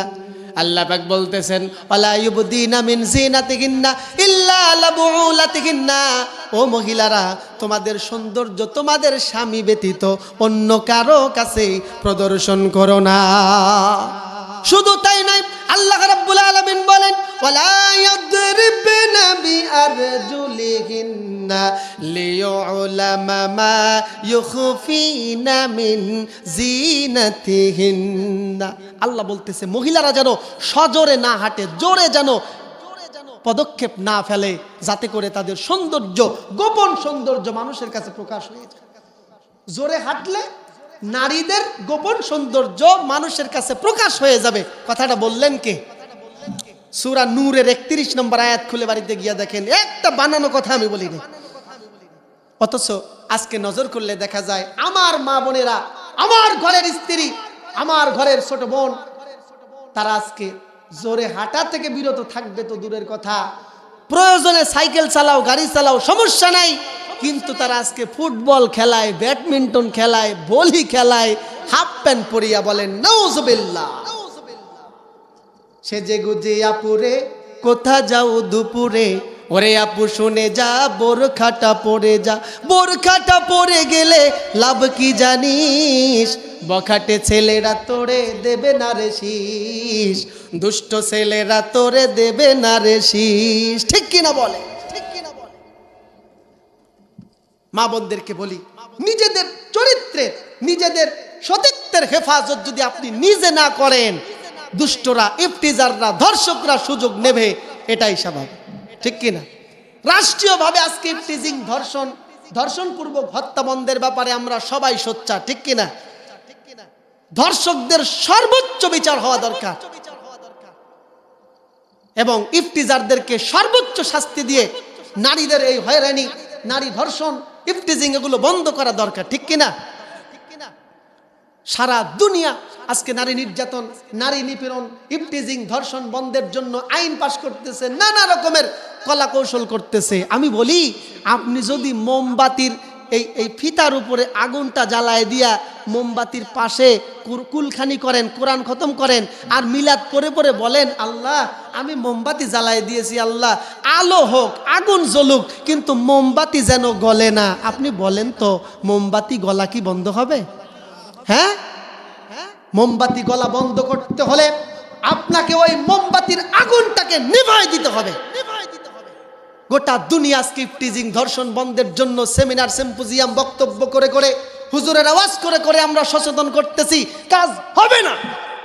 হবে, আপনি কোরআনের বিধানকে জারি করে দেন, আপনি পর্দার বিধানকে বাস্তবায়ন করে দেন, আপনার মা বোনকে পর্দায় রাখেন, পুশিদায় রাখেন, ছেলেদেরকে ধর্ষণ এবং ইফতিজিং এর ভয়াবহ শাস্তি প্রদান করেন, দেখবেন ধর্ষণ বন্ধ হয়ে গেছে, ইফতিজিং বন্ধ হয়ে গেছে। ঠিক কি না বলে? সম্মানিত ভাইরা আমার, আল্লাহ রাব্বুল আলামিন ইমানদার নারী এবং পুরুষ যারা জান্নাতের সুসংবাদ প্রাপ্ত, তাদের ৯ নাম্বার গুণ ও বৈশিষ্ট্যের কথা বলতেছেন, ওয়াযাকিরিনাল্লাহা কাসীরাও ওয়াযাকিরাত। আল্লাহ বলতেছেন তাদের গুণ ও বৈশিষ্ট্য হবে তারা বেশি বেশি আল্লাহকে স্মরণ করবে। আল্লাহকে অধিক স্মরণকারী নারী এবং পুরুষ। আমরা কি আল্লাহকে স্মরণ করি? আল্লাহ রাব্বুল আলামিন বলেন, ইয়া আইয়ুহাল্লাযীনা আমানু যকুরুল্লাহা কাসীরা ওয়াসাব্বিহুহু বুকরাতাও ওয়া আসীলা। আল্লাহ বলেন, হে ইমানদারেরা, তোমরা আল্লাহকে অধিক অধিক পরিমাণে স্মরণ করো। ওয়াসাব্বিহুহু বুকরাতাও ওয়া আসীলা, এবং সকাল সন্ধ্যা আল্লাহর পবিত্রতা ঘোষণা করো। সুবহানাল্লাহ বলে, বেশি বেশি স্মরণ করো। এই বেশি স্মরণটা কি? আর ওয়াসাব্বিহুহু বুকরাতাও ওয়া আসীলা, এই আয়াতের ব্যাখ্যা অনেক হুজুরেরা করে যে সকালে একবার আল্লাহর পবিত্রতা হবে, সন্ধ্যায় একবার, সারাদিন আর কিছু দরকার নাই, নামাজও লাগবে না, অন্য কোনো ইবাদতও দরকার নাই। কিছু পীর সাহেব তো বলে যে নামাজ পড়বো জীবনে একদিন, আর নামাজ লাগবে না। এরকম ভণ্ড তো এইদিকে নাই, হ্যাঁ আছে। সম্মানিত ভাইরা, আল্লাহকে অধিক পরিমাণ স্মরণ হলো জীবনের প্রত্যেকটি মুহূর্তে, প্রত্যেকটি কাজে, জীবনের প্রত্যেকটি পদক্ষেপে আল্লাহকে স্মরণ করে ইমানদার জীবনযাপন করবে, মুখে এবং অন্তরে। মুখের জিকির হলো লফজে জিকির, সুবহানাল্লাহ, আলহামদুলিল্লাহ বলি না আমরা, বলতেছি সুবহানাল্লাহ, হ্যাঁ, আল্লাহু আকবার, উপরে ওঠার দোয়া, নিচে নামার দোয়া আছে না নাই? আমি ঘুমাতে যাচ্ছি, আল্লাহুম্মা বিসমিকা আমুতু ওয়া আহইয়া, ঘুমালাম, ঘুম থেকে ওঠার সময় আলহামদুলিল্লাহিল্লাযী আহইয়ানা বাদামা আমাতানা ওয়া ইলাইহিন নুশুর। ঘুমানোর আগে দোয়া পড়লাম, ডান কাত হয়ে ঘুমিয়ে গেলাম, ঘুম থেকে উঠে আল্লাহর তাসবিহ পড়লাম, গোটা ঘুমটাই আমার জিকিরে, ইবাদতে পরিণত হয়ে গেল। সুবহান। আমি বাথরুমে যাইতেছি, বাম পা দিয়ে ঢুকি, আল্লাহুম্মা ইন্নী আউযু বিকা মিনাল খুবসি ওয়াল খাবাইস, বাম পা দিয়ে ঢুকি, ভিতরে গিয়ে সুন্নতি তরিকায়, রাসূলের শিখানো তরিকায় আমি আমার হাজত ছেড়ে ডান পা দিয়ে বের হয়ে আসি, আলহামদুলিল্লাহিল্লাযী আযহাবা আন্নিল আযা ওয়া আফানি। আমি পায়খানা করলাম, আমার কষ্ট দূর হলো, কিন্তু জিকির হলো। কথা বলেন কার? ভাত খেতে বসেছি, ডান হাত দিয়ে খাই, দুই হাত দিয়ে খেতে বসি, ডান হাত দিয়ে খাই, বিসমিল্লাহ বলে শুরু করি, আলহামদুলিল্লাহ বলে শেষ করি, ক্ষুধা নিবারণ হলো, আমার জিকির হয়ে গেল আল্লাহ। এইরকম করে জীবনের প্রত্যেকটা দিক ও বিভাগে, প্রত্যেকটি মুহূর্তে লাফজে জিকির আমরা করতে থাকি। আমলগত দিক থেকে আমি যখন হারাম কোনো কিছু ভক্ষণ করতেছি, আমাকে স্মরণ করতে হবে আমি হারাম খাচ্ছি, আল্লাহকে স্মরণ করে, আল্লাহর ভয়ে ভীত হয়ে হারামকে পরিহার, আল্লাহকে স্মরণ করে হালাল কাজে আন্তরিকতার সাথে প্রতিযোগিতামূলক আল্লাহর বিধানগুলো বাস্তবায়নে যদি আমি অংশগ্রহণ করতে পারি, ইয়া আইয়ুহাল্লাযীনা আমানু যিকুরুল্লাহা যিকরান কাসীরা, হে ঈমানদার আল্লাহকে অধিক স্মরণ করো, এইটা হবে আল্লাহর অধিক স্মরণ। কথা বলেন ঠিক কি না? ওয়াসাব্বিহুহু বুকরাতাও ওয়া আসীলা। অনেকে বলে সকাল আর সন্ধ্যা, সকাল সন্ধ্যা মানে হলো সকাল থেকে সন্ধ্যা, সন্ধ্যা থেকে সকাল, সার্বক্ষণিক জিকির হবে, স্মরণ হবে, ইবাদত হবে, দাসত্ব হবে কার? সম্মানিত ভাইরা, এই জিকির কোন হালতে করবেন, কিভাবে করবেন, কোন পরিস্থিতিতে করবেন? আল্লাযীনা ইয়াযকুরুনাল্লাহা কিয়ামান ওয়া কুউদাও ওয়া আলা জুনুবিহিম। আল্লাহ পাক বলেন, তুমি যখন দাঁড়িয়ে আছো, বসে আছো, শুয়ে আছো, দাঁড়িয়ে বসে শুয়ে মানে হলো তোমার সর্বাবস্থায় সার্বক্ষণিক জিকির চলবে। জোরে বলেন কার? এইটা হলো মুমিন, ইমানদার, পরহেজগার, প্রকৃত মুত্তাকি, আল্লাহর সুসংবাদপ্রাপ্ত, ক্ষমাপ্রাপ্ত বান্দা বান্দীদের গুণ ও বৈশিষ্ট্যের এক গুরুত্বপূর্ণ বিধান। আল্লাহ পাক সুবহানাহু ওয়া তাআলা আমাদেরকে এই 10টা গুণ ও বৈশিষ্ট্যে পরিপূর্ণ গুণ সম্পন্ন হওয়ার তৌফিক দান করুন। বলেন আমিন। আরো জোরে বলেন আমিন। যদি এই 10টা গুণ ও বৈশিষ্ট্য আমার ভিতরে পরিপূর্ণ হয়, আল্লাহ সুবহানাহু ওয়া তাআলা সূরাতুল আহজাবের 35 নম্বর আয়াতের শেষাংশে আমাদের জন্য কি বলতেছেন, সুসংবাদটা শুনেই শেষ করে দিব। আ'আদ্দাল্লাহু লাহুম মাগফিরাতাও ওয়া আজরান আযীমা। আল্লাহ বলতেছে এই 10টা গুণ সম্পন্ন মুমিন নারী এবং পুরুষদের জন্য আমি আল্লাহ সুবহানাহু ওয়া তাআলা প্রস্তুত করে রেখেছি তাদের জিন্দেগীর সমস্ত গুনাহের ক্ষমা এবং মহা পুরস্কার স্বরূপ আল্লাহর জান্নাত। বলেন সুবহানাল্লাহ। ইন্নাল্লাযীনা আমানু ওয়া আমিলুস সালিহাতি কানাত লাহুম জান্নাতুল ফিরদাউসিন নুজুলা। আল্লাহ পাক বলেন নিঃসন্দেহে যারা ঈমান এনেছিল আমার পরে আর নেক আমল করেছে, আমি আল্লাহ পাক তাদের জন্য জান্নাতের সর্বোচ্চ মাকাম জান্নাতুল ফেরদাউসটা অলরেডি প্রস্তুত করে রেখে দিয়েছি। সুবহানাল্লাহ বলে। ওয়ালাকুম ফিহা মা তাশতাহি আনফুসুকুম ওয়ালাকুম ফিহা মা তাদউন। আল্লাহ রাব্বুল আলামিন বলতেছেন ওই জান্নাতটা এমন এমন নিয়ামতের জায়গা যেখানে তুমি যা চাইবে, যা ইচ্ছা করবে, আল্লাহর কাছে যা দাবি করবে সব কিছু আল্লাহ পাক তোমাকে দান করে দিবেন। বলেন সুবহানাল্লাহ। আল্লাহ সুবহানাহু ওয়া তাআলা বলেন জান্নাতের ভিতরে জান্নাতি মহাপুরস্কার প্রাপ্ত বান্দাদের জন্য আমি এমন এমন সব নিয়ামত রাজি প্রস্তুত করে রেখেছি যা দুনিয়ার কোনো চক্ষু কোনোদিন দেখে নাই, যা দুনিয়ার কোনো কর্ণ কোনোদিন শ্রবণ করে নাই, দুনিয়ার কোনো অন্তর তা কোনোদিন কল্পনাও করতে পারে নাই। এমন এমন সব গুরুত্বপূর্ণ নিয়ামত আমি আল্লাহ পাক জান্নাতি বান্দাদের জন্য রেখেছি। বলেন সুবহানাল্লাহ। আল্লাহ তাআলা আমাদেরকে ওই জান্নাতের অংশীদার, ওই জান্নাতের বসবাসকারী বান্দা হিসাবে কবুল করুন। বলেন আমিন। আওয়াজ করে বলেন আমিন।